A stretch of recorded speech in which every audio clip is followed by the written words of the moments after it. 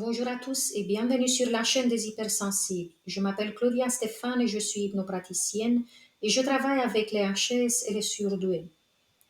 Une des pires conséquences qui peuvent exister lorsqu'on a eu des parents toxiques est le fait de croire profondément qu'on n'a pas le droit d'exister pour soi, d'avoir des ressources suffisantes pour vivre, d'être en paix et d'être aimé.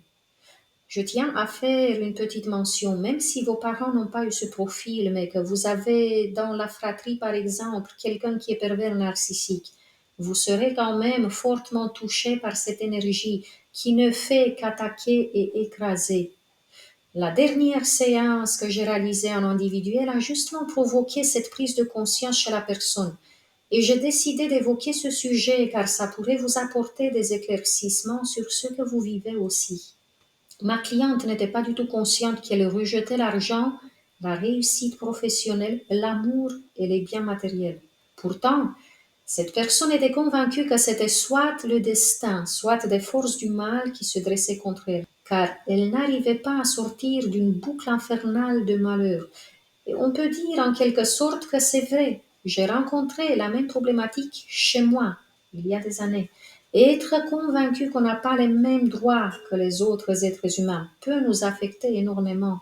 C'est quelque chose de très puissant et difficile à faire évoluer. Personnellement, j'ai dû revenir plusieurs fois sur cette thématique afin de la faire disparaître complètement.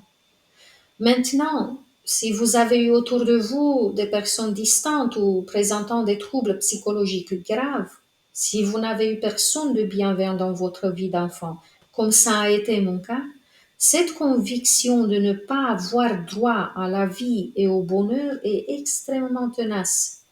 Cela dit, si vous avez eu au moins une personne affectueuse et soutenante près de vous, ça a pu activer une facette de vous qui peut vous aider à éliminer plus rapidement cette croyance pernicieuse. Cette facette en vous peut vous permettre de progresser très vite. Les convictions selon lesquelles on n'a pas le droit d'être heureux, d'être aimé ou de vivre dans l'abondance se manifestent souvent de manière subtile dans nos pensées, dans nos comportements et émotions. C'est plutôt inconscient, mais il y a des signes indicateurs qui pourraient révéler de telles conditions néfastes. On va voir cela ensemble. Premièrement, je note l'autosabotage dans les moments de bonheur ou de réussite. Alors, avez-vous remarqué que vous vous sentez coupable ou anxieux lorsque les choses vont bien, comme si vous ne méritiez pas ce succès ou ce bonheur, ou alors comme si vous attendiez qu'on vous donne l'autorisation de vous réjouir?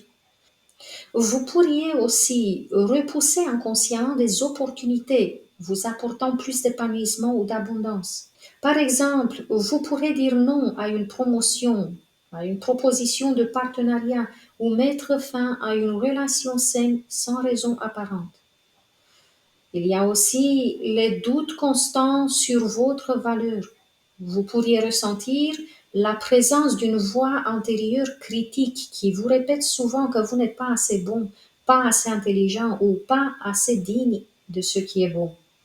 Aussi, avez-vous du mal à accepter les compliments ou les signes d'affection en les minimisant ou en doutant de leur sincérité?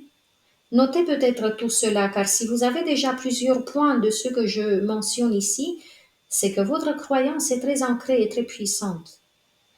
Le point 3, vous remarquez des modèles répétitifs négatifs dans vos relations, ce qui veut dire que vous attirez ou vous restez dans des relations toxiques ou déséquilibrées où vous donnez beaucoup sans recevoir en retour.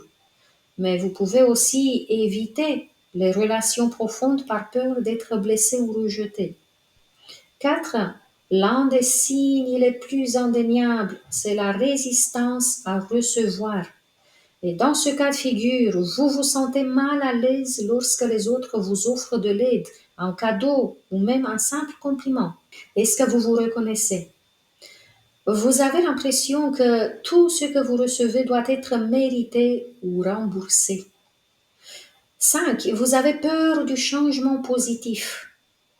Vous restez dans des situations inconfortables, travail insatisfaisant ou relations malsaines, par peur de ne pas trouver mieux ou par habitude. On pense qu'il n'y a rien de bon qui puisse nous attendre.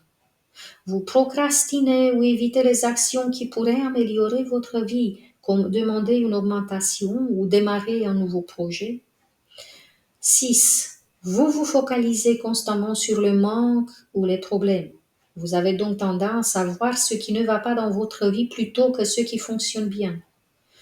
Vous vous comparez souvent aux autres en croyant qu'ils ont plus de chance ou de mérite que vous. Vous pourriez vous dire que tout ce qui est bon, c'est pour les autres, mais pas pour vous. 7. Vous vous sentez très souvent coupable et vous avez honte de vous. En d'autres termes, vous ressentez une culpabilité inexpliquée pour vouloir plus de bonheur, d'amour ou de succès. Vous vous sentez parfois honteux de vos désirs comme s'ils étaient égoïstes ou irréalistes. 8. L'absence de joie durable. Même lorsque vous atteignez vos objectifs, vous ne ressentez qu'un soulagement temporaire, mais pas de véritable satisfaction ou joie. Vous avez du mal à célébrer vos succès et à en tirer du plaisir. 9. Vous avez du mal à visualiser un avenir positif. Quand vous pensez à l'avenir, vous vous concentrez sur ce qui pourrait mal tourner au lieu d'envisager les possibilités positives. Vous avez du mal à croire que de belles choses peuvent arriver pour vous. Et 10. Vous pouvez aussi avoir des symptômes physiques de tension ou d'anxiété. Des maux de tête, des douleurs musculaires ou des insomnies peuvent refléter une lutte antérieure entre votre désir de bonheur et vos croyances qui vous limitent.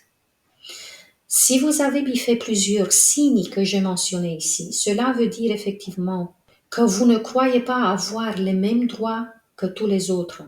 Vous aurez besoin aussi de voir quel est ou quels sont les domaines de votre vie qui sont le plus touchés, car derrière, vous allez retrouver la croyance qui vous sabote. Je vous rappelle que j'ai sur ma boutique en ligne un outil très puissant qui vous aide à effacer ces croyances néfastes pour vous. Je vous mettrai le lien dans la barre d'infos si vous ne l'avez pas. Si vous voulez avancer plus léger et vous défaire des lourdeurs du passé, le travail sur soi est inévitable et vous le savez. Sans cela, rien ne bouge, rien ne change.